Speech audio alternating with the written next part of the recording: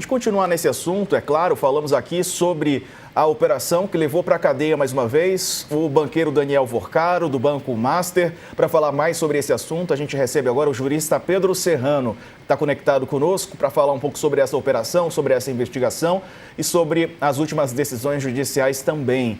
Boa tarde, doutor. Seja bem-vindo aqui ao UOL News. Bom, são novas informações de uma organização criminosa, segundo descrita pela Polícia Federal, segundo é descrito, né? E apontam o Vorcaro como chefe dessa organização. Boa tarde. Boa tarde, um prazer imenso poder atender o convite de vocês.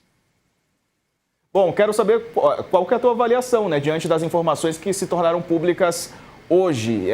E também, primeiro começo com o que a Dani levantou agora há pouco. Melhor, sobre as posições da Procuradoria-Geral da República e do ministro André Mendonça.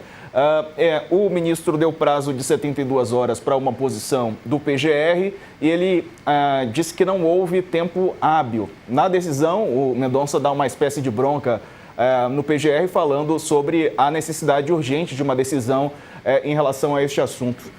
Qual que é a tua avaliação sobre esse, digamos assim, entre aspas, embate entre os dois? Obviamente eu não conheço o processo, eu vi matérias e documentos divulgados aí pela mídia, né? Então é com base nisso que eu vou dar meu ponto de vista por hora. Eu creio que a decisão do ministro está absolutamente correta, né? Por exemplo, eu li a matéria da UOL hoje de manhã, chegava a falar que, vamos dizer, essa organização criminosa, ou suposta organização criminosa, chegou a acompanhar e ter acesso a dados internos da Polícia Federal, da Interpol e até do próprio FBI, quer dizer. Ou seja, estava tentando interferir nas investigações. Isso é o motivo clássico para prisão preventiva. Eu sou muito crítico ao uso abusivo que se faz no país da prisão preventiva, mas se há um caso em que tem que haver, nesse tipo de caso.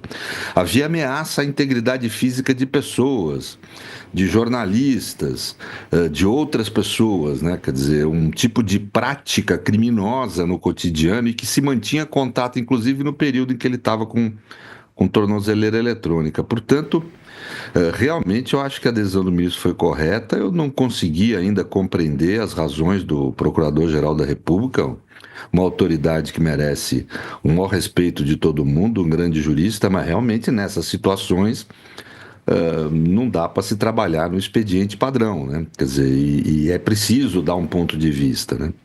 Me parece, pelas matérias aí, que era muito candente a situação, não havia muita dúvida. E a alegação de que não havia iminência, não havia risco, num grupo de pessoas que ameaça fisicamente jornalistas, que usa de métodos violentos simbólicos em relação a uma outra mulher, uma outra moça. Quer dizer, me parece que havia, sim, um potencial risco de violência, de crimes graves, né? E também de interferência grave na investigação. A Polícia Federal estava sendo acompanhada em dados sigilosos, que é quem investiga o assunto. Portanto, me parece que é um comportamento até que me surpreende um pouco do Ministério Público. Não costuma ser corrente esse tipo de comportamento no Ministério Público, sempre tão zeloso, tão firme na sua atividade de fazer valer os tipos penais, né? Dani. Oi, doutor Pedro, muito bom contar com o senhor mais uma vez aqui para nos auxiliar nessa cobertura.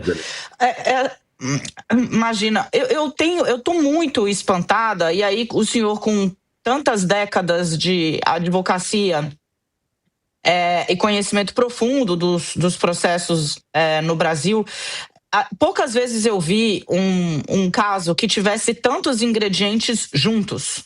Só nessa decisão de hoje, a gente tem corrupção de servidor público, 2 integrantes de cargo de chefia no Banco Central, nomeados por Roberto Campos Neto, afastados na direção de Gabriel Galípolo, aqui citados como, abro aspas, empregados de Daniel Vorcaro, fecho aspas, porque recebiam uma espécie de pagamentos mesmo e prestavam informações, orientavam Vorcaro a como mitigar as apurações que estavam já correndo contra ele dentro do Banco Central. Então, você tem corrupção de funcionário público, você tem hackeamento, espionagem de dados sigilosos de Polícia Federal, Ministério Público Federal, inclusive Interpol, por meio de um policial federal que também estava na folha de pagamento deste personagem.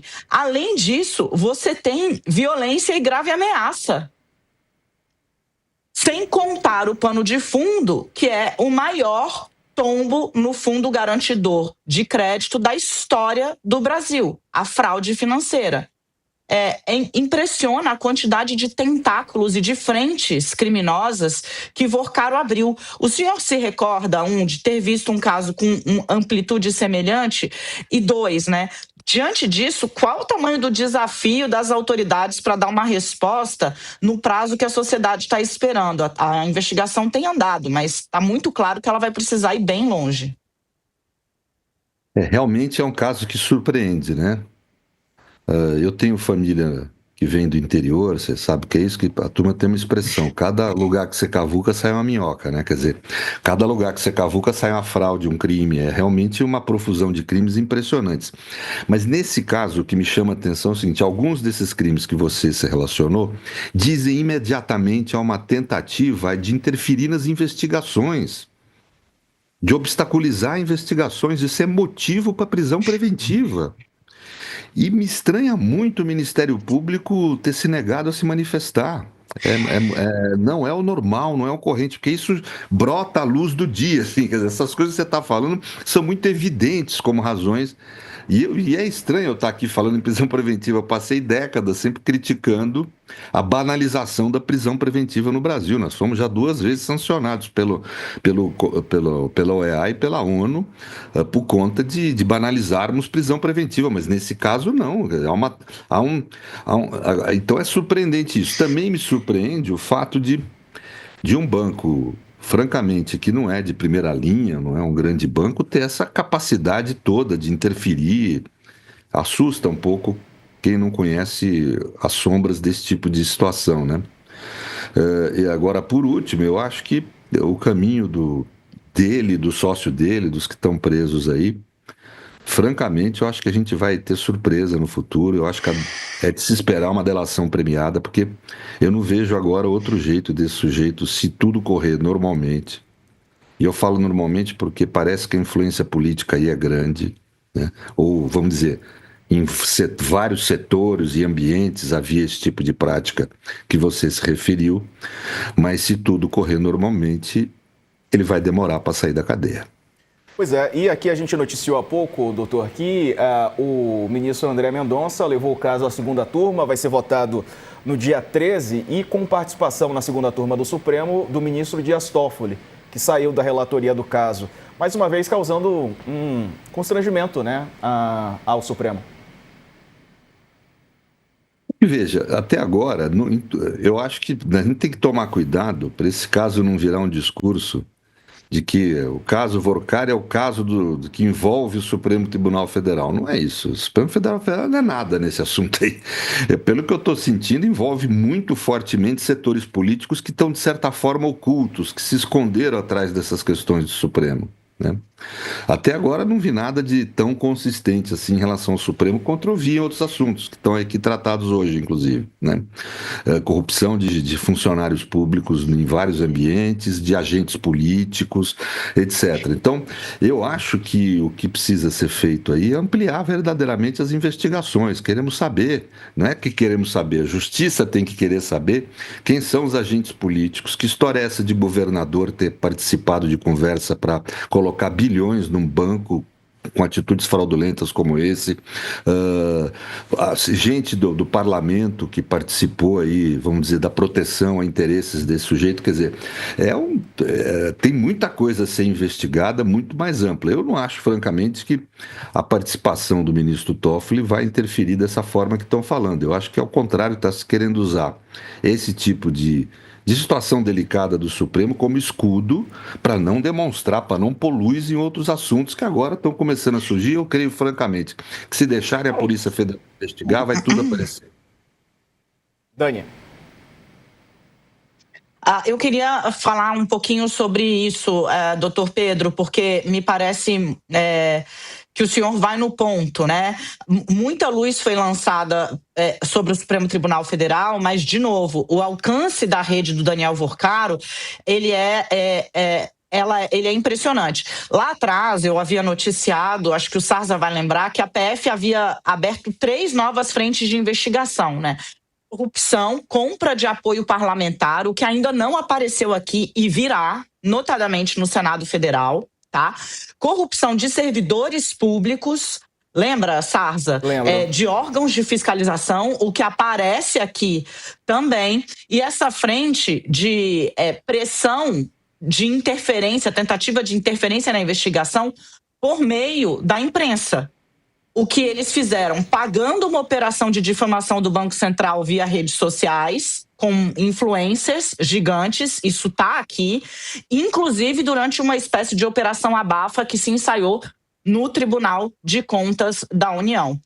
De novo, eu volto a insistir aqui, doutor Pedro, na questão do tempo, né? Do tempo dessa investigação, porque algo com essa complexidade pode se arrastar por anos, né? A gente viu aí uma investigação com tentáculos também múltiplos, né? Que foi a da tentativa de golpe do 8 de janeiro, que começou lá atrás com o denominado inquérito das fake news. Foram anos, né? Foram 5 anos de investigação só para fechar este caso. Mas aí eu acho que tem uma certa situação que nós temos que entender que o tempo da justiça não é o tempo da notícia, ou o tempo mesmo do nosso interesse como cidadão em saber das coisas e cuidar do erário público, que no fundo é um dever de todo cidadão e um direito, né? Mas são tempos diferentes, a justiça tem um outro tempo mesmo. É importante que a investigação encontre provas materiais, provas contundentes, que depois haja um processo com amplo direito de defesa, e se tudo isso que está aparecendo for demonstrado ao final como verdadeiro, que haja graves condenações, né? Agora, medidas podem ser adotadas, como fez corretamente o ministro Mendonça, medidas podem ser adotadas desde já, porque uma parte das coisas que você mesmo relatou hoje, Daniel, que você está relatando agora, visam interferir na investigação, visam obstaculizar a investigação. Isso é razão para prender preventivamente todos os envolvidos, todos, né? Portanto, consequências, vamos dizer assim, no plano de consequência pelas ações que foram criminosas, que foram adotadas, pode haver desde hoje, né? Por isso é que eu achei corretíssima a decisão do ministro Mendonça, só acho que ela tem que ser estendida, né? E as investigações, o tempo que for necessário, precisa colocar luz sobre tudo que houve, né? Eu sinto que há um andar vagaroso em relação, por exemplo, aos governadores que estão aí sob suspeita, agentes políticos do parlamento. Parece que quer se esconder a política. Parece que a política não teve nada a ver com isso, quando eu acho que é ali que mora a questão, né? Portanto, isso me preocupa mais o foco das investigações e o foco do ambiente que anda em torno das investigações do que propriamente as investigações em si. Acho que elas estão andando, tiveram dificuldade de caminhar por um período. Agora a PF retomou sua atividade plena de investigação. Eu creio que a Polícia Federal funciona muito bem quando tem foco. Você deu um exemplo aí de uma investigação que pode ter durado 5 anos, mas que trouxe resultados imensos para o país e serviu de exemplo para o mundo. Eu creio que a gente pode reproduzir essa mesma eficiência agora. Pois é, um fato grave, doutor, é que o Vorcaro teria utilizado dados sigilosos do Ministério Público Federal, da Polícia Federal e até do FBI, né, da Interpol também. Isso é algo muito sério também. Mas seríssimo. Veja, isso aí é inclusive de uma ousadia criminosa que é difícil de enxergar, né? Quer dizer, é seríssimo isso. Isso significa uma intervenção imediata, direto no andamento, uma tentativa, pelo menos, de intervenção direta nas investigações. Isso é uma razão contundente para prender preventivamente, né? E para prender preventivamente enquanto, pelo menos, durar a investigação e o processo, né? E depois, se tudo que está sendo levantado for demonstrado, uma pena grave. Por isso que eu acho que eu estou aqui chutando. Essa hora deixa de ser uma análise técnica passa a ser uma intuição. Eu acho que talvez o que ele adote de caminho, vamos falar claramente aqui, seja a delação premiada mesmo, que eu não vejo outro jeito dele reduzir isso que eu estou falando, né? Pois é. Agora, doutor, falando um pouco sobre... Desculpa, Sarzas, precisamos encerrar? Não, ainda não. Podemos seguir mais um pouco. É só uma questão sobre a colaboração. Obrigada. Porque me parece, nesse momento, para a Polícia Federal, Daniel Vorcaro é o chefe dessa organização criminosa, né? Ele precisaria convencer as autoridades de que estava prestando serviço a alguém e não a si mesmo, correto? Para poder fechar uma colaboração premiada? Depende. Por exemplo, existe um interesse para mim da ordem jurídica em descobrir agentes públicos que tenham favorecido esse tipo de crime, que vai desde crime contra a poupança pública até crimes contra a administração pública graves, né? Quem pratica corrupção passiva comete um crime tão grave quanto quem realiza fraudes. Ele pode ser o chefe da organização no plano financeiro, no plano das operações financeiras, mas não necessariamente é o chefe da organização no plano político, porque o que está aparecendo, ou pelo menos que traz a suspeita nesse caso, é que seria impossível realizar todas essas operações sem forte apoio político, né? E aí é um problema da sociedade, do mesmo jeito que a sociedade quer empresas financeiras confiáveis e para isso cria direito penal para sancionar quem rompe com essa confiabilidade, também quer com muito mais razão agentes políticos confiáveis, né? Porque o eleitor precisa saber quem está votando. Cometer crimes contra a administração é grave, né? Contra a administração pública. Então, ou seja, uma organização criminosa dessa natureza não tem um tentáculo só. Daniel Vorcaro me parece o líder de um tentáculo. Mas existem outros, me parecem. Isso precisa ser investigado e não pode se querer ocultar isso. É isso aí. Quero agradecer aqui ao jurista Pedro Serrano que nos atendeu. Obrigado, doutor, pelas informações Muito todas. obrigado. Um abraço. Obrigado, até lá. Valeu.